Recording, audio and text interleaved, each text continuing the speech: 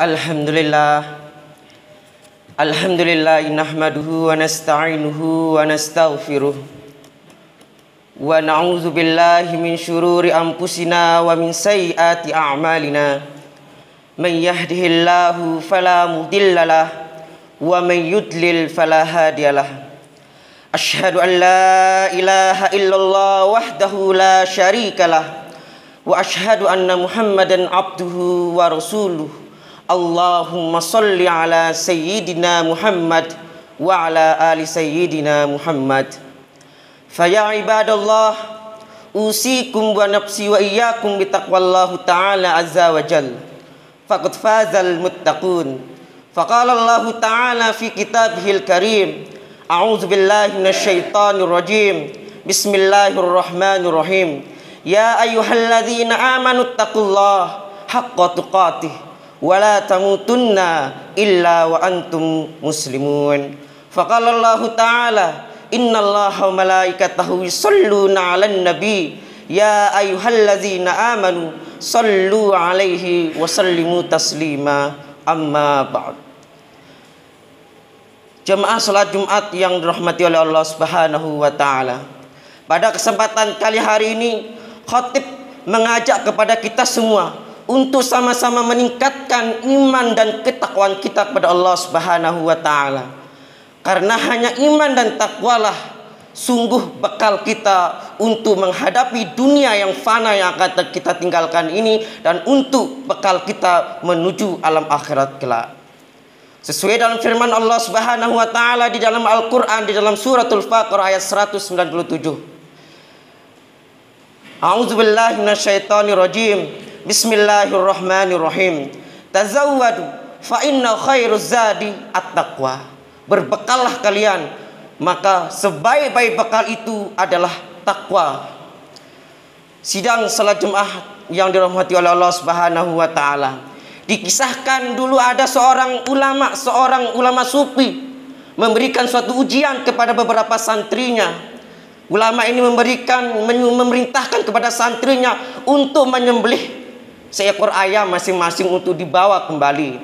Dengan catatan ayam itu tidak boleh, memotong ayam itu tidak boleh diketahui oleh siapapun, tidak boleh dilihat oleh siapapun, dan tidak boleh pokoknya diketahui dimanapun mau dipotong, yang penting tidak boleh diketahui oleh siapapun. Maka berbondong-bondonglah para santri ini untuk memotong ayamnya masing-masing. Sehingga kembalilah mereka kepada sang gurunya membawa potongan ayam yang sudah sesuai dan perintah gurunya masing-masing. Maka ada salah seorang santri datang dengan seekor ayamnya yang belum tersembelih, yang belum terpotong, dan dengan ayamnya yang masih hidup. Seraya berkata salah seorang gurunya kepada santri ini, "Wahai muridku, kenapa engkau masih belum memotong ayammu? Padahal santri-santri yang lain, teman-teman yang lain sudah memotong ayamnya." Apa kata jawab seorang santri ini? "Wahai guruku, saya belum menemukan tempat yang tidak bisa dilihat oleh siapapun. Saya sembunyi di gua dilihat oleh seorang.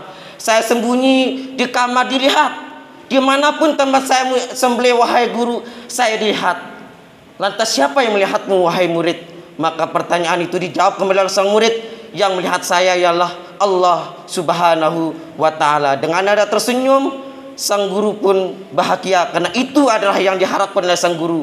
Maka dari kisah ini kita bisa mengambil ibrah bahwa ketakwaan itu adalah dimanapun kita berada, kita masih merasa diawasi, dilihat oleh Allah Subhanahu wa ta'ala, sehingga kita akan malu melaksanakan hal-hal yang tidak maksiat. Kita malu melakukan kemaksiatan, malu melanggar segala aturan Allah Subhanahu wa ta'ala. Maka itu ketakwaan yang paling mendasar, kita selalu merasa diawasi oleh Allah Subhanahu wa ta'ala. Masyarul muslimin, jemaah Jumat rahimakumullah. Untuk menggapai suatu kebahagiaan dalam hidup kita, tentu ada 3 hal pokok yang harus kita jaga dan rawat di dalam hidup kita. Yang pertama adalah hablum minallah, yang kedua adalah hablum minan nas, yang ketiga adalah hablum minal alam. Yang pertama yang perlu kita rawat adalah hablum minallah, bagaimana menjaga hati, pikiran kita kepada Allah Subhanahu wa taala. Pikiran kita senantiasa teringat kepada Allah Subhanahu wa taala. Hati kita selalu senantiasa berzikir dan mengingat juga kepada Allah Subhanahu wa taala. Bagaimanapun situasi kehidupan yang kita hadapi, permasalahan hidup yang kita hadapi, tantangan dari masyarakat, tantangan dari teman, tantangan dari apapun, dari pekerjaan yang kita hadapi, jika kita kembalikan kepada Allah Subhanahu wa taala, insya Allah maka kebahagiaan hidup kita pasti kita akan gapai. Ma'asyiral muslimin, jemaah Jumat yang dirahmati Allah Subhanahu wa taala. Pernah suatu ketika Rasulullah sallallahu alaihi wasallam beribadah dengan beribu-ribu rakaat suatu malam sampai bengkak suatu kakinya. Maka Aisyah sebagai istrinya berkata, "Ya Rasulullah, takallaku ya haza. Tatakallaku haza. Faghfirullahu lakum ma taqaddam min zambik wa ma ta'akhkhar." Wahai Rasulullah, kenapa engkau itu selalu memaksakan dirimu untuk beribadah kepada Allah Subhanahu wa taala? Bukankah engkau itu sudah diampuni segala dosanya yang dahulu maupun yang akan datang? Maka Rasulullah sallallahu alaihi wasallam bersabda, "Afala akuna abdan syakura?" Apakah aku tidak malu? Maka itulah bentuk, apakah aku tidak malu dan bersyukur kepada Allah Subhanahu wa taala? Maka itu adalah bentuk menjaga hatinya Rasulullah sallallahu alaihi wasallam kepada Allah Subhanahu wa taala. Dalam situasi seperti itu, Rasulullah masih tetap menjaga hatinya kepada Allah Subhanahu wa taala.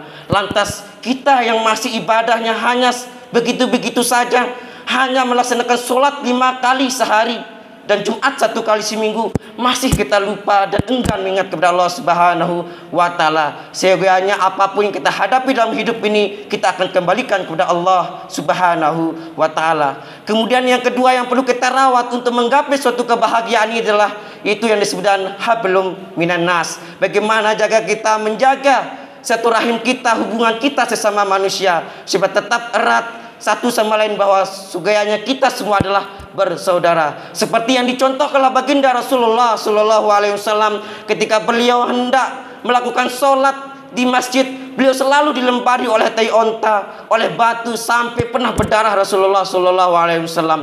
Tapi baginda Rasulullah sallallahu alaihi wasallam tidak pernah membalas dengan ucapan, apalagi menggunakan tindakan. Rasulullah sallallahu alaihi wasallam hanya bersabar menghadapi ujian tersebut. Pernah suatu ketika Rasulullah sallallahu alaihi wasallam pergi ke masjid. Suatu hari orang yang biasa melempar tai onta, melempar batu itu tidak ada pada hari itu. Sehingga Rasulullah SAW bertanya kepada salah seorang sahabat, "Di mana orang yang biasa melempari saya? Di mana biasa orang yang mengganggu jalan ibadah saya?" Maka dikasih tahu sama sahabat, dia dalam keadaan sakit." Bergegaslah Rasulullah SAW kembali kepada istrinya untuk mengambil berkat, untuk menjenguk orang yang sering mengganggu perjalanannya, melempar giginya sampai berdarah. Sampai ketika terheranlah istrinya baginda Rasulullah sallallahu alaihi wasallam. Gitulah keistimewaan baginda Rasulullah sallallahu alaihi wasallam mengajarkan kita untuk menjaga silaturahim kita sesama umat manusia, kepada tetangga kita, kepada keluarga kita, istri, anak, tetangga, seluruh umat manusia yang ada di muka bumi ini. Tidak memandang bulu, tidak memandang agama, apalagi tidak memandang sedikit pahaman-pahaman yang berbeda. Semua kita adalah bersaudara. Itu yang diajarkan oleh baginda Rasulullah sallallahu alaihi wasallam kepada kita untuk kita amalkan sebagai untuk menjaga, merawat silaturahim kita sesama manusia.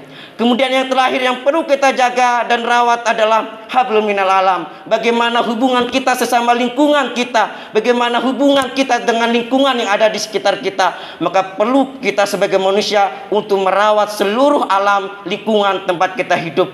Jika kita hidup di masjid, kita rawat masjid ini dengan sebaik-baiknya. Jika kita hidup di kampung kita sendiri, mari kita rawat dengan sebaik-baiknya. Karena disebutkan di dalam Al-Quran, Allah Subhanahu wa taala sudah menegaskan, la tufsidu fil ba'da islahnya. Janganlah kalian merusak di muka bumi ini setelah diperbaharui dan setelah diperbaiki oleh Allah Subhanahu wa taala.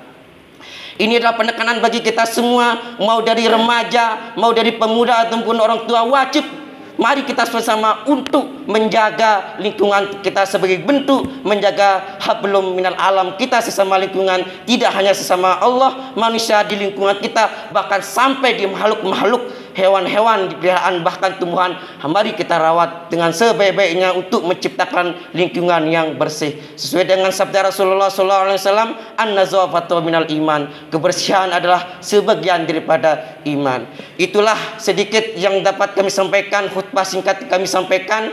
3 hal pokok ini yang perlu kita jaga dan rawat untuk menggapai kebahagiaan kita di dunia dan di akhirat, yaitu hablum minallah wa hablum minan nas, hablum minal alam, untuk menggapai doa yang sering kita sebutkan di dalam setiap doa kita. Rabbana atina fid dunya hasanah wa fil akhirati hasanatan wa qina azabannar. Barakallahu li wa lakum fi Qur'anil azim wa nafa'ani wa iyyakum bizikril hakim. Aqulu qawli hadza wa nastaghfirullahal azim li wa lakum wa lisairil muslimina wal muslimat wal mu'minina wal mu'minat fastaghfiru innahu huwar raufur rahim.